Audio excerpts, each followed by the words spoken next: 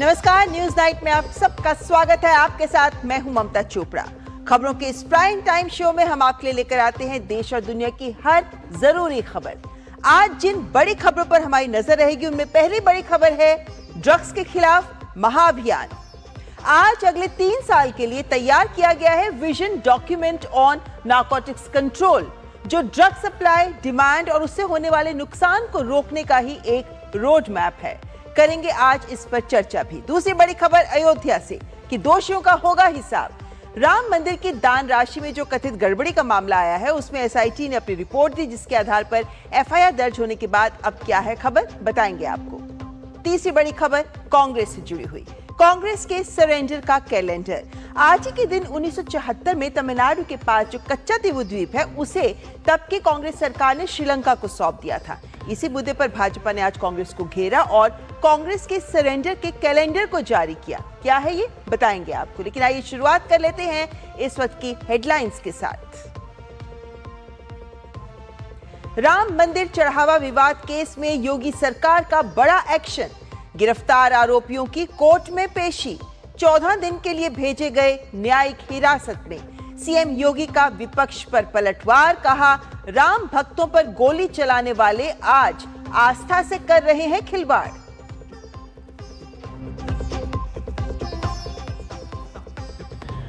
बंगाल में यूसीसी लाने की तैयारी में शुभेंदु सरकार। विधानसभा में 29 जून को पेश कर सकती है बिल। लैंगिक समानता और समान नागरिक अधिकारों को मिलेगा बढ़ावा।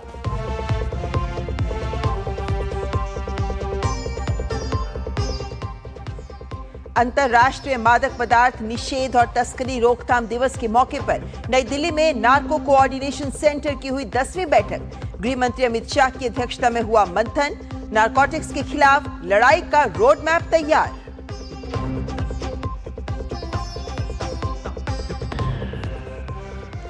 भारत के विदेशी मुद्रा भंडार में फिर आई मजबूती।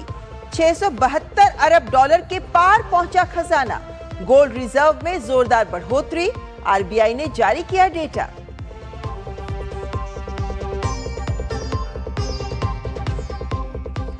पीओके में मानवाधिकारों के हनन और पाकिस्तानी सेना की कार्रवाई के खिलाफ ब्रिटेन में विरोध प्रदर्शन तेज। ब्रिटिश सांसदों ने जोर शोर से उठाया मुद्दा। पाकिस्तानी अधिकारियों के खिलाफ विशेष प्रतिबंध लगाने की मांग।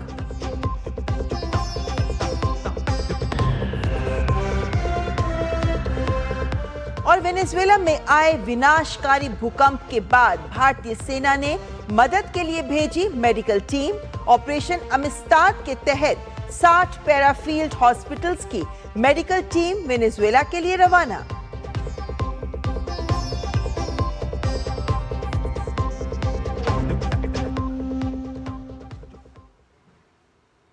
आइए देखें खबरें विस्तार से। नशे के खिलाफ केंद्र सरकार विभिन्न मोर्चों पर निरंतर प्रयासरत है और अब गृह मंत्री अमित शाह की अध्यक्षता में नार्को कोऑर्डिनेशन सेंटर की हुई 10वीं बैठक में अगले 3 साल के लिए तैयार किया गया है विजन डॉक्यूमेंट, जिसमें नशे के विरुद्ध समन्वित जंग का खाका प्रस्तुत किया गया है।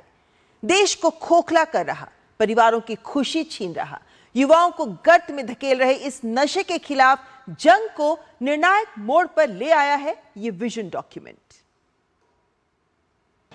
देश से ड्रग्स के नेटवर्क को जड़ से उखाड़ फेंकने के लिए मोदी सरकार तेजी के साथ काम कर रही है। नशे के खिलाफ अब तक क्या कार्रवाई की गई है, उसको लेकर गृह मंत्री अमित शाह ने एक हाई लेवल समीक्षा बैठक की। बैठक में vision document on narcotics control 2026-2029 का विमोचन किया गया। अगले 3 साल के लिए तैयार किया गया ये vision document drug supply, demand और उसकी खपत को रोकने का एक रोड मैप है। इसके तहत अब पारंपरिक तरीकों के अलावा सिंथेटिक ड्रग्स और डार्क नेट के जरिए होने वाली आधुनिक तस्करी पर कड़ा प्रहार किया जाएगा। आज हमारा देश नारकोटिक्स के खिलाफ लड़ाई के ऐसे नाजुक मोड़ पर खड़ा है। आने वाले 3 साल तय करने वाले हैं कि नशा हम पर विजय प्राप्त करेगा या हम नशे पर विजय। कार्यक्रम में online drug disposal fortnight campaign की शुरुआत की गई। साथ ही देश के अलग अलग हिस्सों में जब्त की गई लगभग 2,09,500 किलोग्राम ड्रग्स को नष्ट किया गया। जिसकी अंतर्राष्ट्रीय बाजार कीमत करीब 6,000 करोड़ रुपए है। ड्रग तस्करों की आर्थिक कमर पर सरकार का अब तक का ये सबसे बड़ा प्रहार है। हमें ड्रग के व्यापार करने वालों के प्रति रूथलेस अप्रोच रखना है और ड्रग के विक्टिम जो है, जिनको आदत लग गई है, उनके प्रति सिंपैथेटिक अप्रोच रखना है। इसके साथ ही गृह मंत्री ने सुरक्षा के लिहाज से बेहद संवेदनशील 2 इलाकों जम्मू और गुवाहाटी में नारकोटिक्स कंट्रोल ब्यूरो के नए जोनल कार्यालयों का भी उद्घाटन किया, जिससे सीमा पार से होने वाले नार्को टेररिज्म और तस्करी पर पैनी नजर रखी जा सके। मोदी सरकार ने 2047 तक विकसित भारत के लक्ष्य के साथ ड्रग्स मुक्त भारत का लक्ष्य भी रखा है, जिस पर गृह मंत्रालय तेजी के साथ काम कर रहा है। नीरज सिंह की report, DD news, Delhi.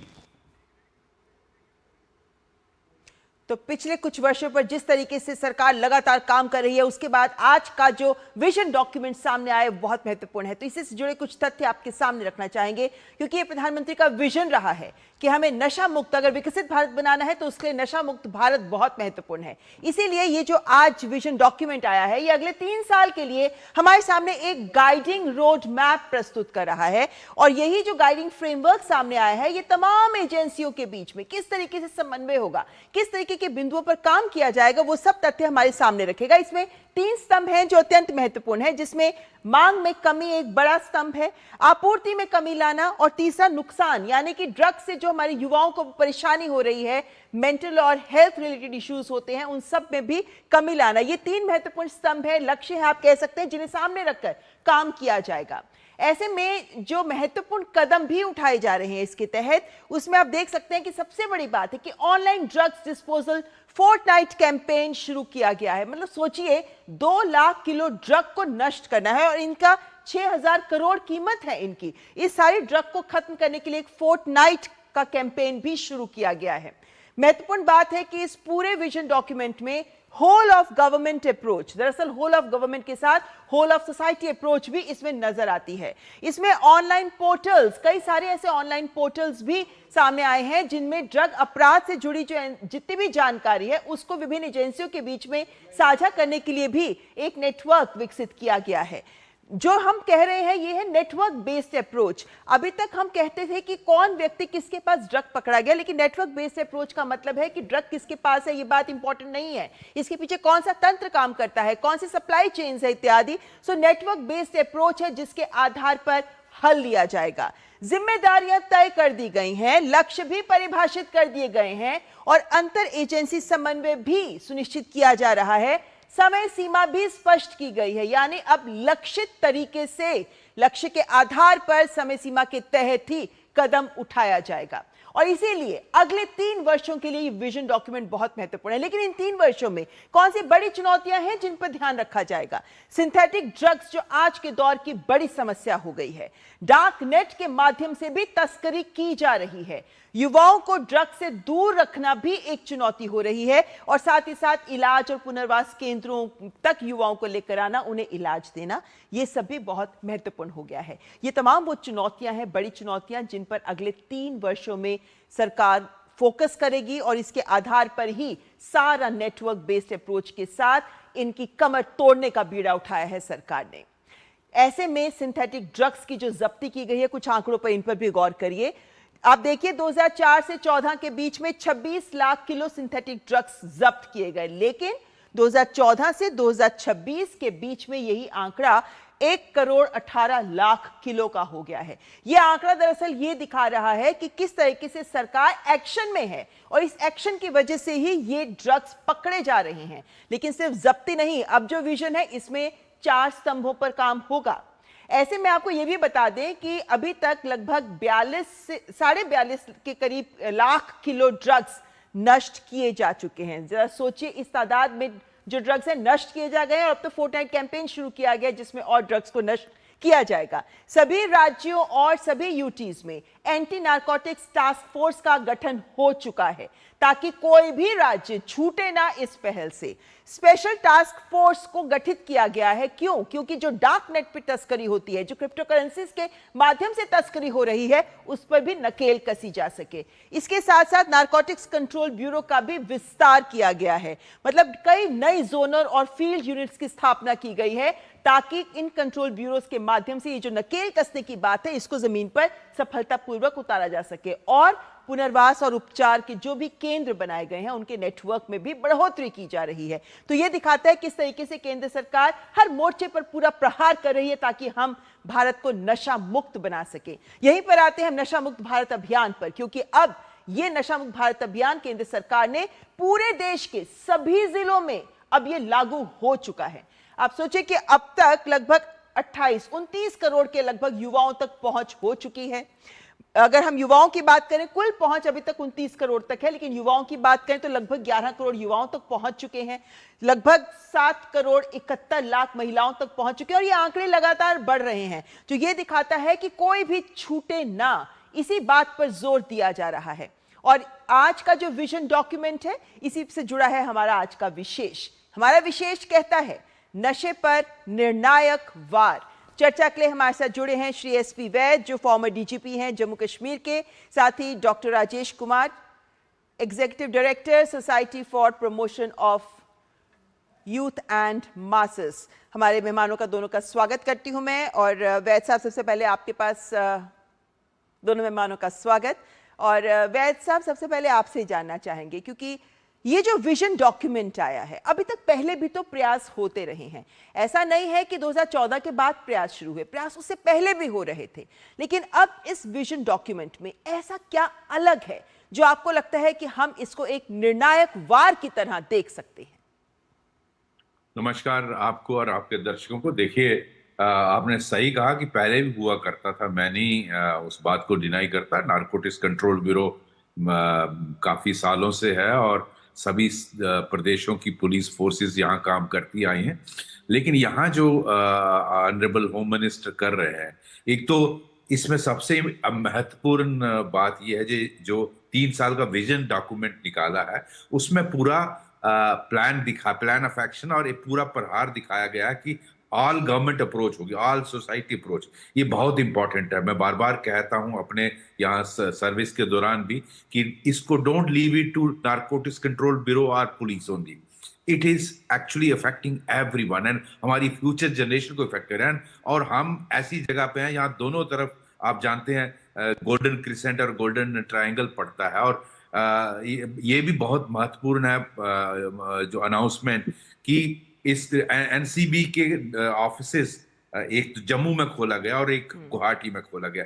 Jammu इसलिए इंपॉर्टेंट है कि यहाँ से पाकिस्तान से जिस तरह से पंजाब में पहले आपने देखा किस तरह पंजाब को टारगेट किया गया, फिर जम्मू कश्मीर, और एंट्री पॉइंट ये है, और फिर यहाँ से पूरे देश का यूथ को बर्बाद किया जाता है। ये प्रहार करना बहुत जरूरी था।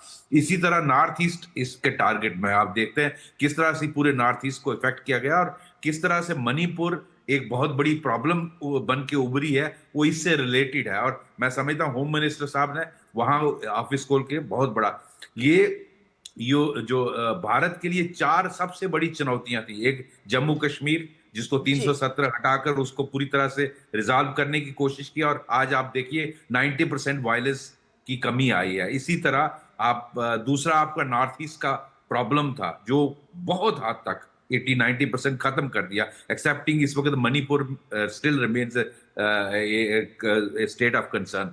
तीसरा हमारे लिए सबसे बड़ा इंटरनल सिक्योरिटी चैलेंज था लेफ्ट विंग का, जिसको हमारे होम मिनिस्टर साहब ने प्रधानमंत्री जी के निर्देश के मुताबिक किस तरह से पिछले 31 मार्च तक उसका टारगेट रखा और ऑलमोस्ट उसको फिनिश कर दिया।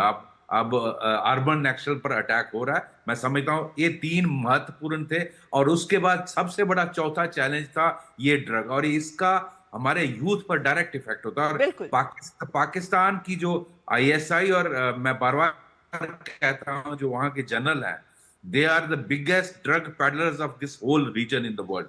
और उन्होंने ये नार्को टेररिज्म जो चलाया हुआ है उस पर इसलिए ऑल गवर्नमेंट अप्रोच होना बहुत जरूरी है। मैं समझता हूँ ये बहुत महत्वपूर्ण है। इस पर जिस तरह से यानी इसको इंटर सिर्फ एक कोऑर्डिनेशन हेल्थ एजेंसी। इशू नहीं समझते हुए इसको देश की सुरक्षा से जुड़ा एक बहुत महत्वपूर्ण मामला है। इससे पहले कि मैं डॉक्टर राजेश के पास जाऊं, डीजीपी साहब एक सवाल और, क्योंकि जो विजन डॉक्यूमेंट आया है इसमें इन्होंने कहा है, जो मैंने भी एक्सप्लेन करने की कोशिश की, लेकिन आपसे समझना चाहेंगे, डिटेक्ट, डिसरप्ट, डिस्ट्रॉय, और इसके लिए एक नेटवर्क बेस्ड अप्रोच ली गई है। इंटेलिजेंस नेटवर्क, पुलिस नेटवर्क, सामान्य लोगों के साथ जुड़ा हुआ नेटवर्क। ये जो अप्रोच है, ये अब आज के दौर में हम कितना जमीनी काम कर पाए हैं कि ये अब हमें परिणाम दे सकती है?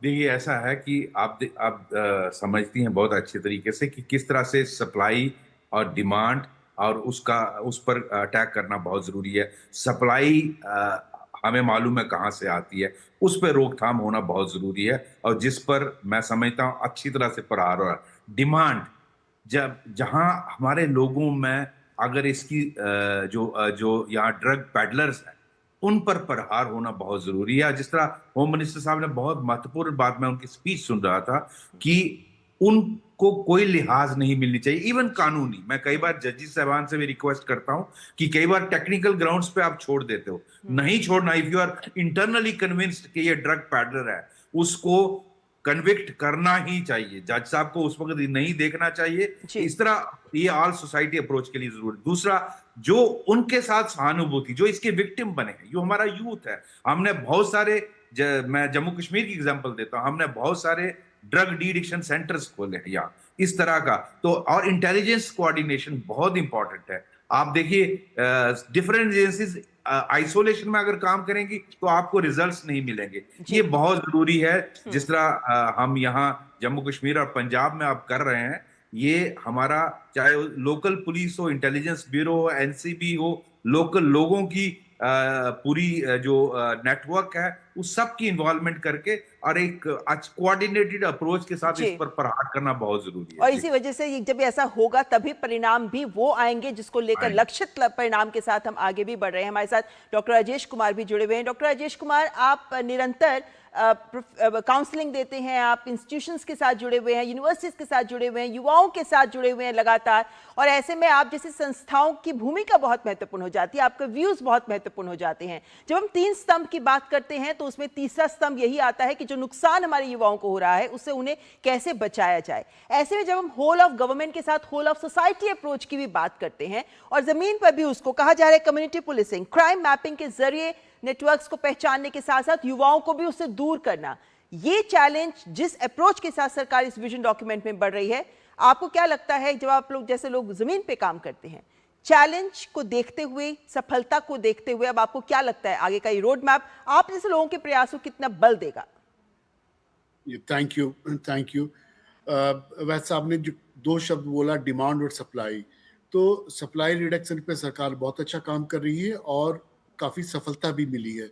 मगर अगर डिमांड अगर हमारा बढ़ता जाएगा तो सप्लाई रिडक्शन का बहुत ज्यादा इम्पैक्ट नहीं रह जाता है, और दुनिया के जो बड़े बड़े देश हैं जहाँ पे डिमांड है वहाँ सप्लाई कहीं ना कहीं से आता है। तो ये जो आज जो डॉक्यूमेंट रिलीज हुआ है उसमें मुझे 3-4 चीजें बहुत अच्छी लगी कि सप्लाई और डिमांड दोनों की बात की गई। ऑनरेबल होम मिनिस्टर ने कहा कि जो लोग नशा करते हैं हम उनके लिए सिंपैथी रखेंगे और उनके लिए जो उचित काम होगा वो किया जाएगा। तीसरी बड़ी बात कही गई कि भारत के हर डिस्ट्रिक्ट में इसके ऊपर डिमांड रिडक्शन पे काम होगा। और चौथा, कम्युनिटी जो पार्टिसिपेशन है, तो डिमांड अगर रिड्यूस करना है तो उसके लिए जो सबसे इम्पोर्टेंट है और जो भारत सरकार ने किया, मिनिस्ट्री सोशल जस्टिस ने एक बहुत बड़ा प्रोग्राम लॉन्च किया है। लगभग 10 लाख मास्टर ट्रेनर्स बनाए जा रहे हैं। नवचेतना एक मॉड्यूल बनाया गया है और नवचेतना के माध्यम से हिंदुस्तान के हर स्कूल में एक प्रोग्राम चालू हो गया है ये ऑलरेडी। और उससे क्या होगा कि जो बच्चे नशा नहीं कर रहे हैं, और लगभग 99% बच्चे नशा नहीं करते हैं और एक्सपेरिमेंट भी नहीं करते हैं, तो उनके बीच में जो बच्चे नशा नहीं कर रहे हैं उनको नशा नहीं करने के लिए ये नवचेतना मॉड्यूल मदद कर रहा है। और जिन्होंने एक्सपेरिमेंट शुरू किया है उसके लिए भारत सरकार, मिनिस्ट्री सोशल जस्टिस ने बहुत अच्छा प्रोग्राम शुरू किया है। उसको पीयर टू पीयर कहते हैं कि एक पीयर जो उससे निकल कर आया है और जो पीयर नशा करने वाला है या कर रहा है, एक्सपेरिमेंट कर रहा है, उसको बचाता है। और तीसरा जो सबसे अच्छी बात यह है कि जो लोग नशा कर रहे हैं उनके लिए science and evidence based treatment programme भारत सरकार ने, ministry social justice, ministry of health ने जी। ये जो इनिशिएट किया है उसको एक्सपैंड करने की जरूरत है। और उसके लिए जो कैपेसिटी बिल्डिंग का प्रोग्राम चल रहा है, जो ट्रेनिंग का प्रोग्राम चल रहा है, जी। देखिए जब तक डिमांड रिडक्शन नहीं होगा, सप्लाई रिडक्शन का इम्पैक्ट विजिबल नहीं होगा, मैं उसको डिस्काउंट नहीं कर रहा हूं, मगर हमें अपने जो नए बच्चे हैं, जो बच्चे जो नया जो क्रॉप आ रहा है वो नशा नहीं करें। हमारा जो सबसे बड़ा अभी जो चैलेंज होने जा रहा है वो 3-4 सालों में, वो है केमिकल ड्रग। आपको पता होगा आज जो वर्ल्ड ड्रग रिपोर्ट रिलीज हुआ है उसमें दिखाया गया है कि अफगानिस्तान में ओपियम का प्रोडक्शन बहुत घटा है, मगर वहां पे साथ ही साथ जो केमिकल ड्रग्स है उसका प्रोडक्शन बढ़ गया। तो केमिकल ड्रग का अगर वहां प्रोडक्शन बढ़ा है तो वो India will be one of the country जहां पे उसको कंज्यूम किया जाएगा या जी। वहां पे उसको पुश किया जाएगा। और वैद साहब ने सही बोला कि पाकिस्तान किस तरीके से इंडिया में ड्रग पुश कर रहा है, चाहे वो राजस्थान हो, पंजाब हो, जम्मू कश्मीर हो। तो हमें दोनों फ्रंट पे काम करना है कि जो बच्चे ड्रग नहीं ले रहे हैं उनको नहीं लेने के लिए उनकी मदद करनी होगी। और नवचेतना मॉड्यूल ऑनरेबल होम मिनिस्टर ने 3 साल पहले चंडीगढ़ में लॉन्च किया था, तो उसमें यही बात की गई थी। और दूसरा, केमिकल ड्रग के ऊपर जितना जल्दी हो सके इमीडिएटली उस पर काम करने की जरूरत है, क्योंकि केमिकल ड्रग का जो इलाज है वो अभी उतना सफल इलाज नहीं हुआ है जितना कि अल्कोहल या ओपिएट या जो कैनबिस का जो इलाज होता है। तो जी, इन लेकिन चीजों डॉक्टर पे राजेश, ये तमाम बातें बहुत महत्वपूर्ण है जो आपने बिंदु सामने रखे हैं, लेकिन चलते चलते अंत में एक बात जागरूकता को लेकर, एक सोच को लेकर, एक होता है ना, अभी तक जो हमारी सोच थी, रुख था इन बच्चों के प्रति, इन युवाओं के प्रति जो ड्रग्स ले रहे थे, क्या आपको लगता है कि अब उसमें भी बदलाव आ रहा है, ना केवल रुख में बल्कि उन युवाओं में और परिवारों में भी, कि हमको मदद लेनी चाहिए? बदलाव आ रहा, बट एक हमारा बड़ा चैलेंज अभी इमर्ज होकर आया है, वो है जो बच्चे जो 18 से नीचे हैं उनके बीच में नशा बढ़ गया है, बढ़ रहा है, और लड़कियों में नशा बढ़ रहा है। तो ये दोनों जब तक हम लोग रडार पे नहीं डालेंगे तो हमारे लिए थोड़ा सा चैलेंजिंग जरूर हो जाएगा। और मेरा अनुरोध है भारत सरकार से कि बच्चों के लिए ज्यादा से ज्यादा ट्रीटमेंट सेंटर, ज्यादा से ज्यादा प्रोग्राम हो, क्योंकि उनकी डिपेंडेंसी छोटे पीरियड की होती है। उनको वापस समाज में लाना, परिवार में लाना, वापस एजुकेशनल इंस्टीट्यूशन में ले जाना आसान है। और लड़कियों के ऊपर, औरतों के ऊपर फोकस बहुत कम है, उसको बढ़ाने की जरूरत है। बहुत महत्वपूर्ण बात कही आपने, लेकिन डीजीपी साहब, यहाँ पर एक सवाल जरूर पूछना चाहूंगी, क्योंकि जब हम ड्रग्स की बात करते हैं, पूरे नेटवर्क को कंट्रोल करने की बात करते हैं, होल ऑफ गवर्नमेंट की जब हम बात करते हैं, तो विभिन्न विभाग इससे जुड़े हुए होते हैं ना। ये सिर्फ गृह मंत्रालय का या सोशल जस्टिस डिपार्टमेंट का काम तो नहीं रहा। ऐसे में जब पुलिस को ऊपर से नीचे तक पूरे तंत्र का साथ मिलता है, तो कितना आसान हो रहा है आज के दौर में कि पुलिस जिस तरीके से काम कर रही है उसको उसमें संबल मिले। ये बहुत महत्वपूर्ण है। देखिए, इसमें ऑल सोसाइटी अप्रोच, मैं कहूँगा even more than all government. Society में इसलिए कह रहा हूँ, माँ बाप का रोल बहुत इंपॉर्टेंट है। ऐसा कैसे हो सकता है मेरा बच्चा अगर ड्रग एडिक्ट बन रहा हो और मुझे पता ना चले? जब आप शाम को आप उसके साथ बैठ के खाना ही नहीं खाते, बातचीत नहीं करते कि बेटा आज स्कूल गए थे, बिटिया आज तुम्हारा कौन दोस्त था, किस टीचर ने क्या पढ़ा, जब आप बात ही नहीं करेंगे, आप अपनी किट्टी पार्टियों में और पार्टियों में लगे रहेंगे, तो बच्चों, ये बहुत इंपॉर्टेंट, फैमिली यूनिट बहुत इंपॉर्टेंट है। दूसरा, पीयर ग्रुप, जो डॉक्टर साहब कह रहे थे, स्कूल्स कॉलेजेस में इतनी कम, हमने अभी लास्ट मंथ यहाँ हमारे एलजी साहब हैं, मनोज सिन्हा जी, उन्होंने एक कैंपेन लॉन्च की, नशा मुक्त अभियान पूरे जम्मू कश्मीर में। और हम खुद हर स्कूल कॉलेजेस में जाकर, हर डिस्ट्रिक्ट में, हर तहसील में इसका पूरा अभियान किया। मुझे लगता है ये निर्देश ऑनरेबल होम मिनिस्टर साहब और प्राइम मिनिस्टर साहब का ही था, और इसी तरह जरूरत है हर स्टेट में करने की। इसी तरह जो आपका सवाल था, ये इसमें सिर्फ पुलिस नहीं, इसके साथ जब आपका सोशल वेलफेयर डिपार्टमेंट, आपका हेल्थ डिपार्टमेंट, ट्रीटमेंट के लिए डॉक्टर्स की जरूरत है, आपकी जुडिशरी की जरूरत है, उन लोगों को कन्विक्ट करने की जो इसमें नशा बेचने में जो एक्चुअली मेन रोल प्ले करते हैं, जो पेडलर्स हैं, उनको सोसाइटी से बिल्कुल हटाना है। वो तभी मुमकिन है जब आपको जुडिशरी और वकील इसमें मदद करेंगे। इसी तरह आपको रिहैबिलिटेशन के लिए आपको गवर्नमेंट डिपार्टमेंट की जरूरत है। हमारे यहाँ बहुत सारे, अभी मैं कुछ लास्ट वीक की बात कर रहा हूँ, यहाँ जो प्राइम मिनिस्टर साहब का प्रोग्राम है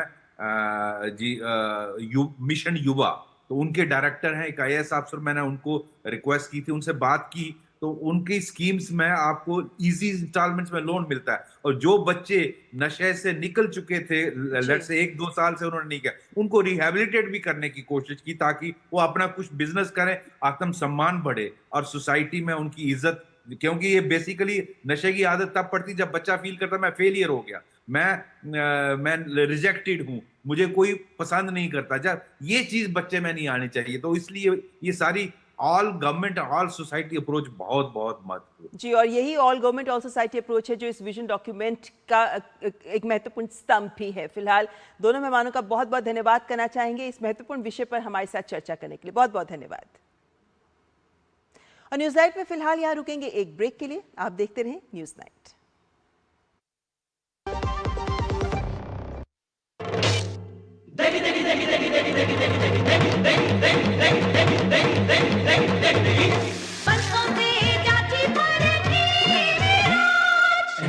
की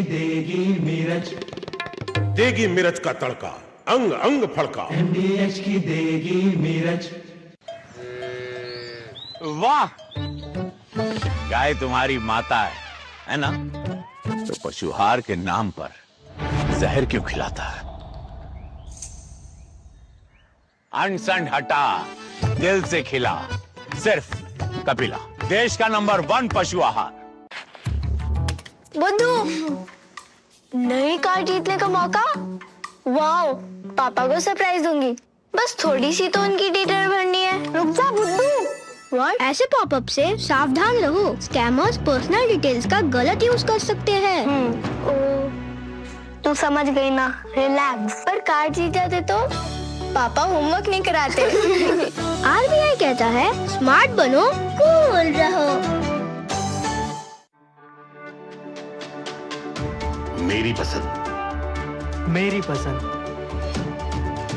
मेरी पसंद, मेरी पसंद,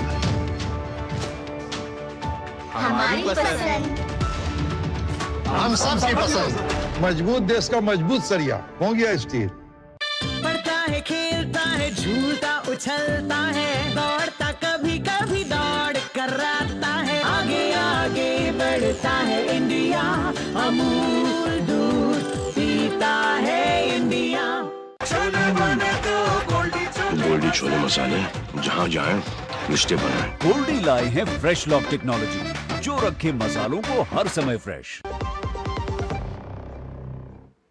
और ब्रेक के बाद खबर राम मंदिर से जुड़ी हुई, जहां श्रद्धालुओं की आस्था से जुड़े चंदे और चढ़ावे में कथित गड़बड़ी का मामला अब और गंभीर हो गया है। FIR दर्ज होने, 8 आरोपियों की गिरफ्तारी और बाद सरकार ने साफ कर दिया है कि इस मामले में किसी भी दोषी को बख्शा नहीं जाएगा।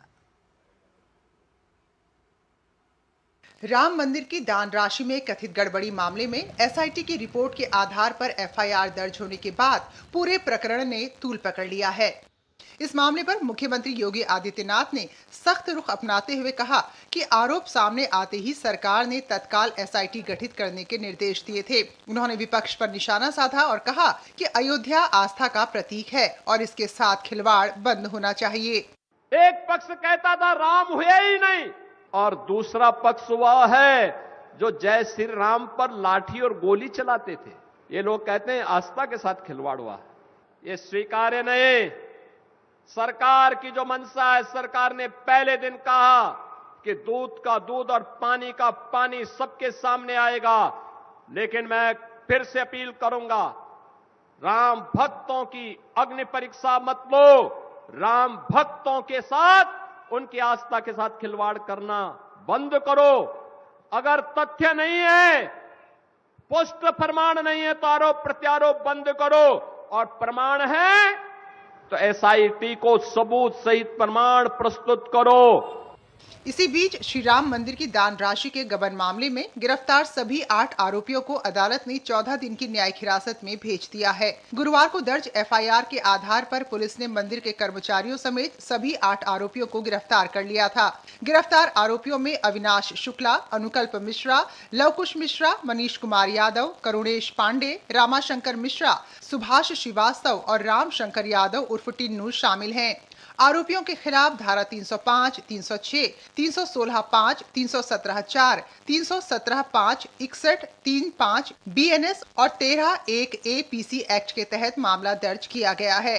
सरकार पूरे मामले को लेकर बेहद गंभीर है और एक बार फिर साफ कर दिया है कि दोषियों को किसी भी सूरत में बख्शा नहीं जाएगा। इसमें जितने भी दोषी हैं इन्वॉल्व हैं, कोई भी नहीं छूटेगा और इसको सरकार, केंद्र सरकार भी, राज्य सरकार भी बहुत सीरियसली ले रही है और ये हमारे जो मान्यता है भगवान आपकी पूरे देश में और विश्व में, उनके साथ उनके ऊपर जो विश्वास है करोड़ों को, उस विश्वास का किसी के वो खेलने नहीं देते। जिन पार्टियों ने राम मंदिर का लगातार विरोध किया हो, जिन्होंने अपनी सरकार में निहत्थे राम सेवकों को गोली चलवाई हो, मरवाया हो, मुझे लगता है कि उनको चिंता राम के मंदिर की कब से हो गई और उन्हें तो टिप्पणी करने का अधिकार भी नहीं है। लेकिन मैं कहूंगा कि योगी सरकार है जो कानून व्यवस्था के लिए जानी जाती है और इसमें SIT ने जांच किया है, जांच के आधार पर कार्रवाई हो रही है और कहीं इसमें कोई दोषी होगा निश्चित रूप से वो बख्शा नहीं जाएगा। विश्व हिंदू परिषद, राष्ट्रीय स्वयंसेवक संघ और हिंदू धार्मिक स्थलों और ऐतिहासिक मंदिरों से जुड़े विवादित मामलों की पैरवी के लिए जाने जाने वाले वरिष्ठ वकील हरिशंकर जैन ने भी अब तक की कार्रवाई पर संतोष व्यक्त किया है और दोषियों पर सख्त कार्रवाई की उम्मीद जताई है। मैं इस दिशा में संतुष्ट हूँ। मुझे संतोष है कि ये आरोप लगने के बाद में तुरंत SIT की मांग की गई। मांग ट्रस्ट ने की। जब वो लोग जांच करने के लिए आए, जैसे ही SIT की रिपोर्ट सामने आई, जितने नाम थे उनके नाम लिखे, जिनके नाम नहीं थे पर हो सकते हैं तो एवं अन्य लोग लिखा और जिस दिन उनको नाम मिले उसी दिन FIR हो गई। मैं इससे संतुष्ट हूँ। SIT भारत सरकार की तरफ से बैठ चुकी है, इन्वेस्टिगेशन जारी है, इसलिए जब प्रतीक्षा करनी चाहिए कि इन्वेस्टिगेशन की रिपोर्ट और आगे की कार्रवाई, और सब्र का फल मीठा होता है, इसलिए मैं इतना ही कहूँगा। घोटाला हुआ, कोई राम भक्त इसको सपोर्ट कैसे कर सकता है? मैं क्या, कोई हिंदू सपोर्ट नहीं कर सकता। इवन वो हिंदू जो पूजा नहीं करता, हिंदू है तो इस घोटाले को सपोर्ट नहीं कर सकता कम से कम। और ये भी हर आदमी की डिमांड है कि जो दोषी हैं उनको सजा दी जाए, झूठे फंसे ना निर्दोष, और जो दोषी वो छूटे ना। श्री राम मंदिर करोड़ों श्रद्धालुओं की आस्था का केंद्र है। ऐसे में चंदे और चढ़ावे से जुड़े कथित गबन के आरोप ने पूरे देश का ध्यान अपनी ओर खींचा है। अब निगाहें SIT की जांच और न्यायिक प्रक्रिया पर टिकी हैं। सरकार का कहना है कि जांच पूरी पारदर्शिता से होगी और जो भी दोषी पाया जाएगा उसके खिलाफ कानून के मुताबिक सख्त कार्रवाई की जाएगी। ब्यूरो इनपुट के साथ लखनऊ से रामेंद्र सिंह और दिल्ली से अजय मिश्र की रिपोर्ट, DD न्यूज। और न्यूज नाइट में यहाँ रुकेंगे एक ब्रेक के लिए, लेकिन ब्रेक के बाद दिखाएंगे आपको खबर कांग्रेस का सरेंडर का कैलेंडर जो जारी किया है भारतीय जनता पार्टी ने कि कब कब कांग्रेस ने देश की जमीन दूसरे देशों के सामने सरेंडर कर दी। दिखाएंगे ब्रेक के बाद।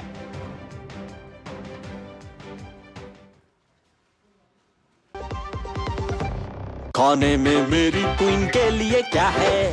किंग मटर पनीर, किंग बैगन भरता, king veg pulao, king palak paneer kofta. ये सब किंग क्यों? क्योंकि ये सब बना है MDH किचन किंग से का बॉस। MDH किचन किंग, असली किचन किंग। MDH।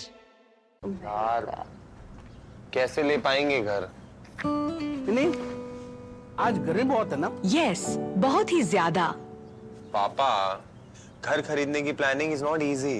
विनी, लॉन्ग टर्म सेविंग्स का बेस्ट प्लान बताना। LIC protection plus plan.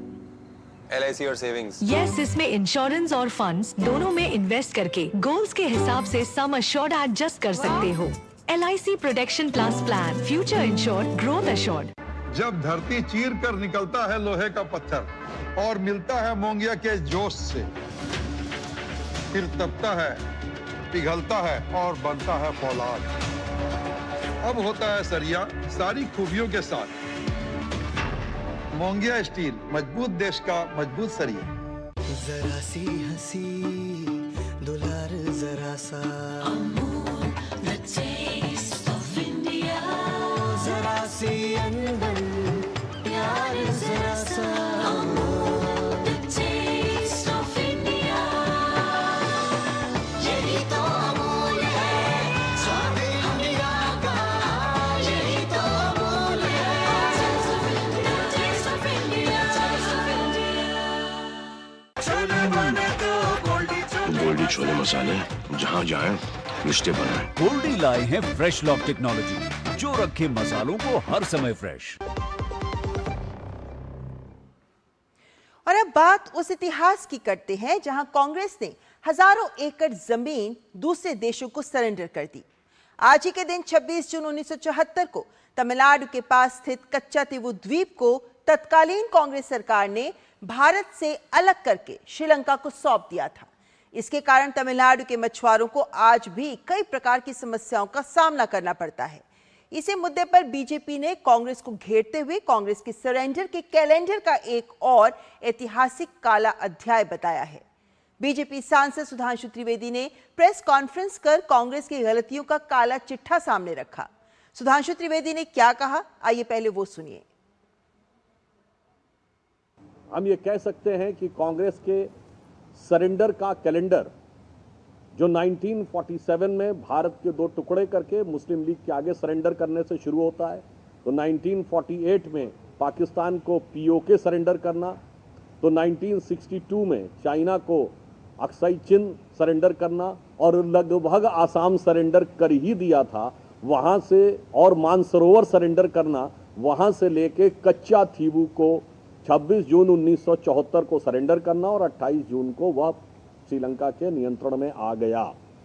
ये एक दुख है जिसे आज की पीढ़ी को याद रखना चाहिए।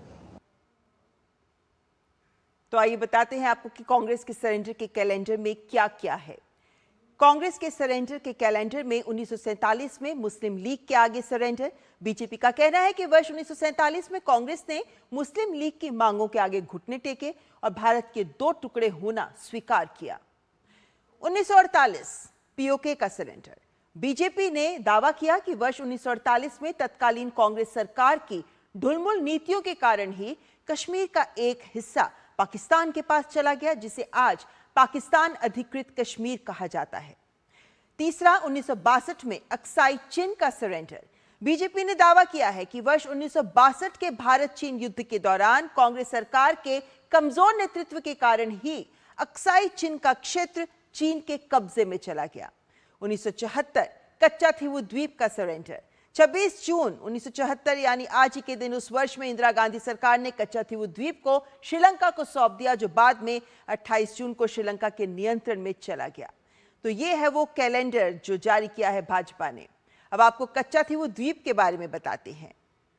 भारत के तमिलनाडु और श्रीलंका के बीच काफी बड़ा समुद्री क्षेत्र है। इसी समुद्री क्षेत्र को पाक जलमड्रू मध्य कहा जाता है। यहाँ कई सारे द्वीप हैं, जिनमें से एक द्वीप का नाम कच्चाथीवू है। श्रीलंका के विदेश मंत्रालय की वेबसाइट के मुताबिक कच्चाथीवू 285 एकड़ में फैला एक द्वीप है और यह द्वीप बंगाल की खाड़ी और अरब सागर को जोड़ता है। 1974 में इंदिरा गांधी की सरकार ने इस द्वीप को श्रीलंका को गिफ्ट कर दिया था। यह द्वीप 14वीं शताब्दी में एक ज्वालामुखी विस्फोट के बाद बना था, जो रामेश्वरम से करीब 19 किलोमीटर और श्रीलंका के जाफना जिले से करीब 16 किलोमीटर की दूरी पर है। इस कच्चाथीवू द्वीप की टाइमलाइन पर नजर डालें तो 17वीं शताब्दी से इस पर रामनाथपुरम के राजा का अधिकार था। 1902 में अंग्रेजों ने इस द्वीप को कब्जे में ले लिया और अंग्रेजों ने बाद में इसे रामनाथपुरम साम्राज्य को पट्टे पर दे दिया। 1913 में भारत और रामनाथपुरम के राजा के बीच समझौता हुआ। समझौते के अनुसार इस क्षेत्र को भारत का हिस्सा माना गया था। 1974 में इंदिरा गांधी और श्रीलंका के बीच हुए समुद्री समझौते के तहत इंदिरा गांधी ने द्वीप को श्रीलंका को दे दिया। 1991 में तमिलनाडु विधानसभा ने प्रस्ताव पारित कर द्वीप को वापस लाने की मांग की। 2008 में तमिलनाडु की तत्कालीन सीएम जयललिता ने सुप्रीम कोर्ट में समझौते को रद्द करने की मांग की।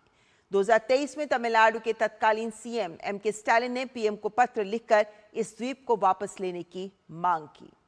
तो ये है इस कच्छातीवू द्वीप की कहानी और यहीं से शुरू हुई है कांग्रेस के सरेंडर के कैलेंडर का आरोप जो भाजपा ने कांग्रेस को घेरने के लिए किया है। फिलहाल यहां पर न्यूज नाइट में रुकेंगे एक और ब्रेक के लिए, लेकिन ब्रेक में आगे आपको दिखाएंगे बंगाल में भी यूसीसी। जी हां, विभिन्न राज्यों के बाद अब बंगाल भी इस ओर कदम बढ़ा रहा है।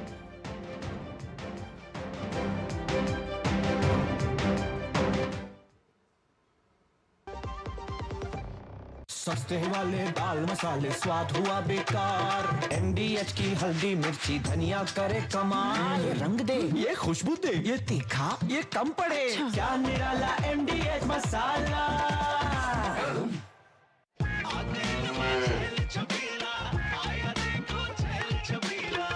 एक कपिला, अरे भाई सब एक ही जैसा होता है। ये लो साधारण पशु आहार।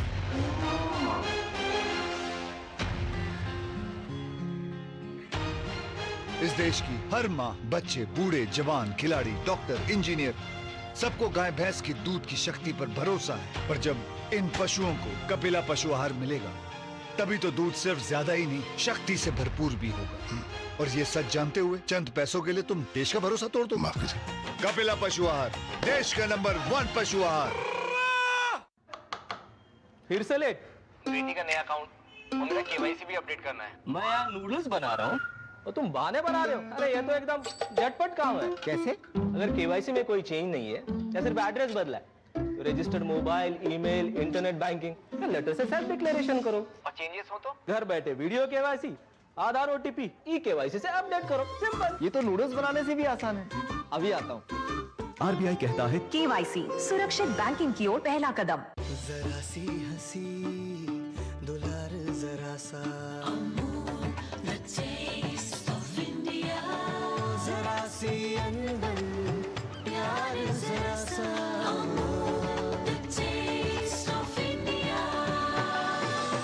यही तो अमूल है स्वाद इंडिया का, यही तो अमूल है टेस्ट ऑफ इंडिया।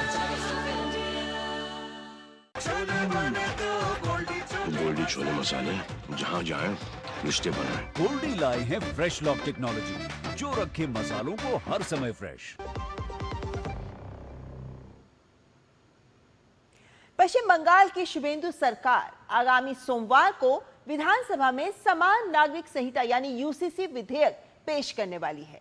भाजपा ने अपने संकल्प पत्र में वादा किया था कि सत्ता में आने के 3 महीने के भीतर राज्य में यूसीसी लागू कर दिया जाएगा और अब सरकार उसी संकल्प को सिद्ध करने की दिशा में तेजी से कदम बढ़ा रही है। राज्य सरकार के इस कदम की जहां कुछ विपक्षी पार्टियां आलोचना कर रही है, तो वहीं अन्य सभी दल इसके समर्थन में खड़े हैं।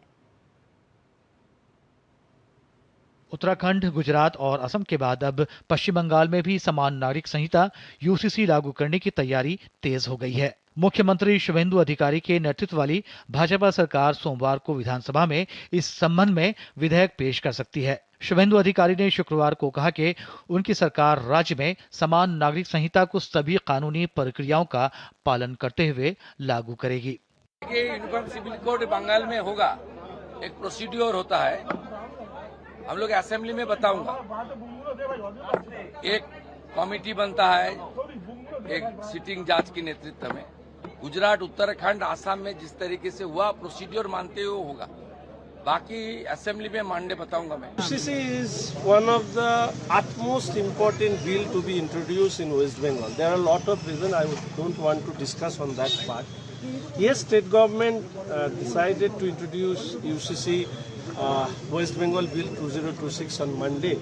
पश्चिम बंगाल समान नागरिक संहिता लागू करने के सरकार के कदम का जहां विपक्षी दल विरोध कर रहे हैं, वहीं कई अन्य दल इसका समर्थन कर रहे हैं और इसे पूरे देश में लागू किए जाने की बात कर रहे हैं। जहां जहां यूसीसी लेकर आए हैं, उसमें जो हम लोगों ने स्टडी करके देखा है, वो महिलाओं के लिए कोई उसमें फायदा है नहीं, क्योंकि वो केवल एक कम्युनिटी को टारगेट करना चाहते। जो वो लोग आने का कोशिश कर रहा है, पूरा वो बिल लेकर हमारा टॉप लीडरशिप पूरा एनालाइज कर रहा है। हमारा जो स्टैंड था, हमारा जो स्टैंड है, हमारा जो स्टैंड रहेगा, ये आपका सामने होगा। जो संविधान सभा ने तय किया था कि संविधान में यूसीसी होना चाहिए, यूसीसी देश में लागू होना चाहिए। सुप्रीम कोर्ट ने भी कहा उस यूसीसी के स्वप्न को पूरा करने के लिए जहां पर भी भाजपा एनडीए की सरकारें हैं वहां पे यूसीसी लागू हो रहा है। Uniform civil code is the need of the hour. Justice to all and appeasement to none. Whether it's a Hindu, a Muslim, a Sikh, a Jain, why shouldn't there be parity of law?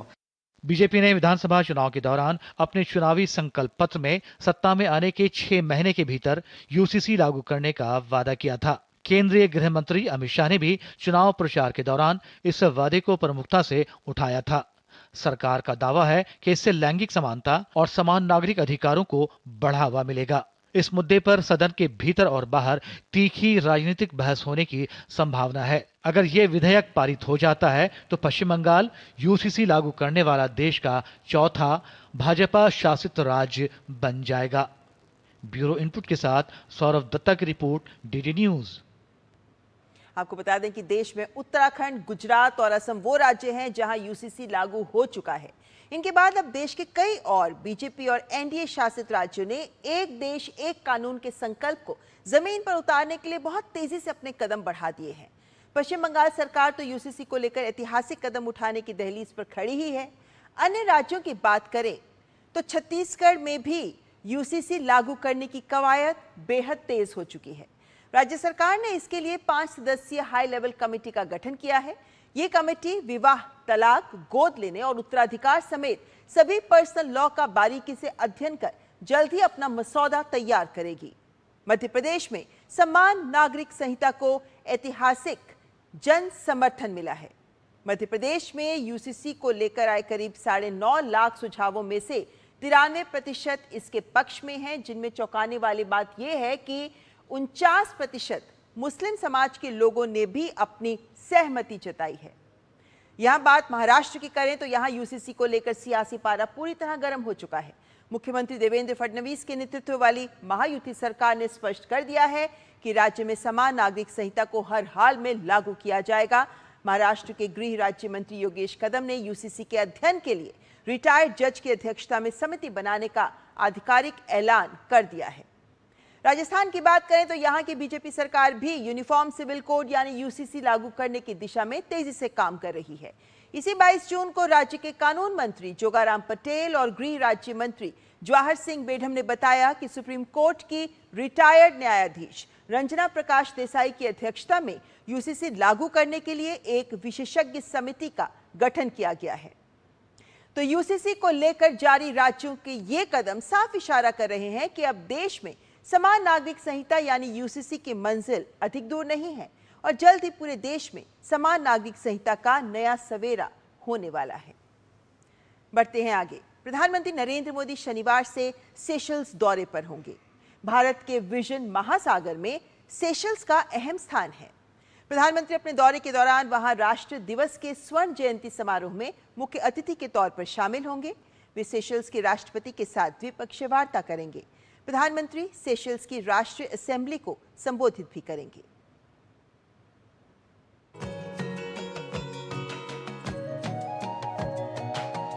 प्रधानमंत्री नरेंद्र मोदी शनिवार से Seychelles का 3 दिवसीय दौरा करेंगे। यह राजकीय यात्रा राष्ट्रपति डॉक्टर पैट्रिक हरमिनी के निमंत्रण पर हो रही है। पीएम सेशल्स के राष्ट्रीय दिवस के स्वर्ण जयंती समारोह में मुख्य अतिथि के तौर पर शिरकत करेंगे। भारत सेशल्स के बीच मजबूत साझेदारी को दिखाते हुए भारतीय नौसेना के 2 पोत और एक सैन्य टुकड़ी भी समारोह का हिस्सा बनेंगे। प्रधानमंत्री सेशल्स की राष्ट्रीय असेंबली को संबोधित करेंगे। सेशल्स के राष्ट्रपति के साथ बैठक में प्रधानमंत्री द्विपक्षीय सहयोग में हुई प्रगति की समीक्षा करेंगे। इस दौरान साझेदारी को नई ऊंचाई पर ले जाने पर चर्चा होगी। $175 मिलियन इकोनॉमिक पैकेज जो प्रधानमंत्री ने अनाउंस किया था, उसको आगे कैसे बढ़ाएं। उसमें काफ़ी सारे प्रोजेक्ट्स तो आइडेंटिफाई हो चुके हैं, उस पर काम भी शुरू हुआ है और कुछ प्रोजेक्ट्स जैसे इनके एक वोकेशनल ट्रेनिंग सेंटर है जो हम ग्रांट में बनाएंगे अंडर दैट $175 मिलियन पैकेज, उसका शायद हम देख पाएंगे कि ये वर्चुअल ग्राउंड ब्रेकिंग भी होगा इस विजिट में। दूसरा, डिफेंस और सिक्योरिटी सेक्टर में हम आगे बढ़ेंगे, कैपेसिटी बिल्डिंग के बारे में बात करेंगे। हम इनके मैरिटाइम एसेट्स को अपग्रेड कैसे करें, इसकी भी बातचीत होगा। पीएम अपनी यात्रा के दौरान भारतीय समुदाय से संवाद भी करेंगे। हम इधर इतने साल से वेट कर रहा है कि मोदी जी कब आएंगे। अब हमारा ऐसा लग रहा है कि हमारा सपना साकार हो रहा है, मोदी जी इधर आ रहे हैं। हम सब बहुत खुश हैं, सब मिलके तैयारी कर रहे हैं, बस उनका वेट कर रहे हैं, कब उनसे मिले, कब उनसे बात करें, उनका विजन जाने। We are honored to have our Prime Minister to visit us and we welcome him with warm welcome. हम यहाँ पे सब एक्साइटेड है, मोदी जी यहाँ पे आ रहे हैं। हम यहाँ पे मोदी जी के आइडियोलॉजी को फॉलो करते हैं। भारत सेशल्स साझेदारी ऐतिहासिक, सांस्कृतिक और लोगों के बीच आपसी संबंधों पर आधारित है। पीएम के दौरे से द्विपक्षीय आर्थिक व्यापारिक रिश्तों को भी नई मजबूती मिलने की उम्मीद है। सेशल्स हिंद महासागर क्षेत्र में भारत का अहम समुद्री पड़ोसी है।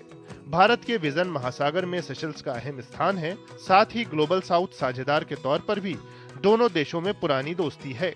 हिंद महासागर में बदलते सामरिक समीकरणों के बीच भारत और सेशल्स की मित्रता केवल दो देशों के बीच रिश्तों तक सीमित नहीं है, बल्कि ये सुरक्षा, समुद्री सहयोग, सतत विकास और ग्लोबल साउथ की साझा आकांक्षाओं का प्रतीक भी है।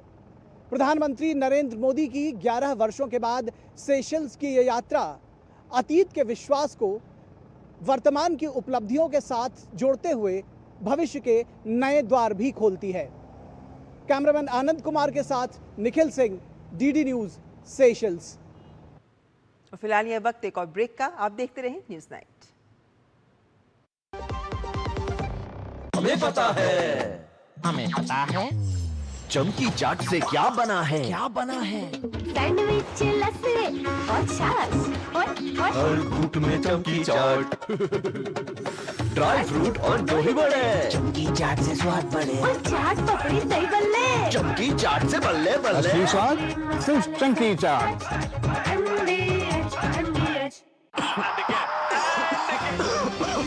क्या आपको लगातार खांसी हो रही है? हाँ। बुखार भी है? हाँ। कमजोरी भी? अरे हाँ। और वजन भी घट रहा है? हाँ भाई हाँ। ये टीबी के लक्षण हैं, जो आपको नजरअंदाज नहीं करने चाहिए। टीबी का जल्दी पता लगाना और पूरा इलाज करना बहुत जरूरी है। आज ही अपने नजदीकी सरकारी स्वास्थ्य केंद्र में जाएं, जहां टीबी की आधुनिक जांच और इलाज निःशुल्क उपलब्ध है। टीबी फ्री इंडिया बनाने में सक्रिय भूमिका निभाएं। जन जन का रखे ध्यान, टीबी मुक्त भारत अभियान। मेरी पसंद, मेरी पसंद, मेरी पसंद, मेरी पसंद, हमारी पसंद, हम सबकी पसंद। मजबूत देश का मजबूत सरिया हो गया स्टील। पढ़ता है, खेलता है, झूलता उछलता है, दौड़ता कभी कभी दौड़ कराता है, आगे आगे बढ़ता है इंडिया, अमूल दूध पीता है इंडिया। गोल्डी छोले मसाले, जहाँ जाए रिश्ते बनाए। गोल्डी लाए हैं फ्रेश लॉक टेक्नोलॉजी, जो रखे मसालों को हर समय फ्रेश। यूएई में इंडियन पीपल्स फोरम ने वंदे मातरम के 150 साल पूरे होने पर एक यादगार कार्यक्रम आयोजित किया। इस कार्यक्रम में भारत की आज़ादी की लड़ाई में इस गीत की अहम भूमिका और राष्ट्रीय एकता और पहचान के प्रतीक के तौर पर इसके महत्व का जश्न मनाया गया। आप देखिए खबर, हमारी पूरी टीम को दीजिए इजाजत। नमस्कार। वंदे मातरम के 150 साल, भारत की भावना, विरासत और राष्ट्रीय जागृति का जश्न थीम पर यूएई में कार्यक्रम आयोजित किया गया। कार्यक्रम में राजनयिक, सांस्कृतिक कलाकार और प्रवासी भारतीय समुदाय के लोग शामिल हुए। कार्यक्रम में एक ऑडियो विजुअल प्रस्तुति के जरिए इस गीत के साहित्यिक मूल से लेकर भारत की आजादी की लड़ाई में इसकी भूमिका तक के सफर को दिखाया गया और अंत में सभी ने मिलकर वंदे मातरम गाया। केंद्रीय संस्कृति मंत्री गजेंद्र सिंह शेखावत ने वीडियो संदेश में कहा कि वंदे मातरम ने आजादी की लड़ाई के दौरान लाखों लोगों को एकजुट किया था और अब अमृत काल में भी ये भारत की प्रगति के लिए प्रेरणा दे रहा है, क्योंकि देश 2047 तक एक विकसित राष्ट्र बनने की ओर बढ़ रहा है। वंदे मातरम का गान जिसने भारत के आजादी के आंदोलन में करोड़ों अविश्वास में घिरे हुए भारतीयों को विश्वास से परिपूरित किया। लाखों युवाओं को आजादी के उस आंदोलन में जुट जाने, खप जाने के लिए प्रेरित किया। आज भी भारत जब अमृत काल से गुजर और 2047 तक विकसित होने की यात्रा को नए सिरे से प्रारंभ कर चुका है, ऐसे समय में इस कार्यक्रम का आयोजन निश्चित रूप से अत्यंत महत्वपूर्ण है।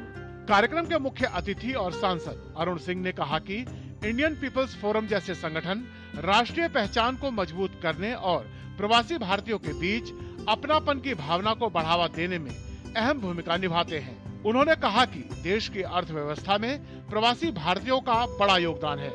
प्रवासी भारतीयों का बहुत बड़ा कंट्रीब्यूशन है, तभी तो हम सबसे तेज गति से चलने वाली अर्थव्यवस्था। जब देश के प्रधानमंत्री को अलग अलग राष्ट्रों से, अलग अलग देश से उनको सम्मान मिलता है, सर्वोच्च नागरिक पुरस्कार मिलता है, तो प्रधानमंत्री का सम्मान नहीं होता केवल, यह 140 करोड़ देशवासियों का सम्मान है। वहीं यूएई में भारत के राजदूत डॉक्टर दीपक मित्तल ने कहा कि वंदे मातरम ने भाषाई, क्षेत्रीय और सांस्कृतिक मतभेदों से परे लोगों को एकजुट किया है। How many thousands of miles that may separate us from our motherland? The heartbeat of Maa Bharati remains vibrant,